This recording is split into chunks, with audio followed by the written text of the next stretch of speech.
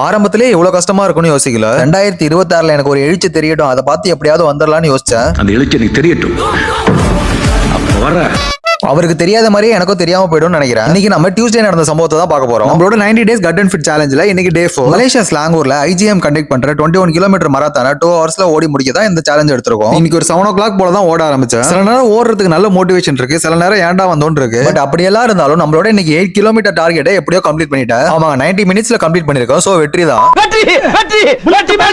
அப்படியே இந்த ஃபிஷ் ஆயிலையும் ரொம்ப நாளா எடுக்கணும்னு யோசிச்சேன். இன்னைக்கு தான் டைம் வந்தது. அப்புறம் நம்ம ஃபிட்டுக்கு ஏத்த மாதிரி ட்ரெஸ்ஸிங்கும் பண்ணிட்டு இன்னைக்கு வெளியே சாப்பிடலாம்னு சொல்லி கிளம்பிட்டோம். வர வழியிலே இன்னைக்கு அப்லோட் பண்ண வேண்டிய வீடியோ எடிட் பண்ணிட்டே வந்துட்டேன். ஃபர்ஸ்ட் தோசை சாப்பிடலாம் தான் யோசிச்சிருந்தேன். அப்புறம் ஏன் சப்பாத்தி சொன்னேன்னு எனக்கே தெரியல. அதுக்கப்புறம் கேரள ஒரு வேலை இருக்குன்னு சொன்னாங்க. தூங்கி ஏஞ்சதான் தெரியும். பார்த்தா இங்க கொண்டாந்து இறக்கிட்டாங்க. ரேடோ சர்வீஸ் சென்டருக்குள்ள போறதுக்கு அவ்வளவு செக்யூரிட்டி சிஸ்டம் இருக்கு. அங்க ஹாமில்டன் வாட்சோட புக் இருந்தது. எடுத்து படிக்கிற மாதிரி ஆக்ஷன் போட்டு கண்டுபிடிச்சிட்டாங்க. இங்கிலீஷ் புக்கு பொம்மை தானே பாக்குற.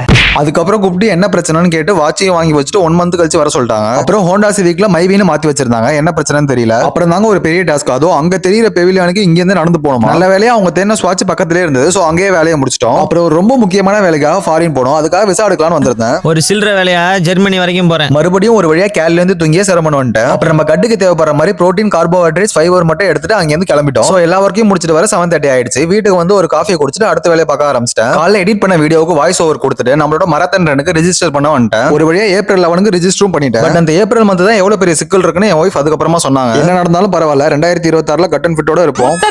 2026 எப்படி இருக்கும் ஒரே வார்த்தையில சொல்லுங்க.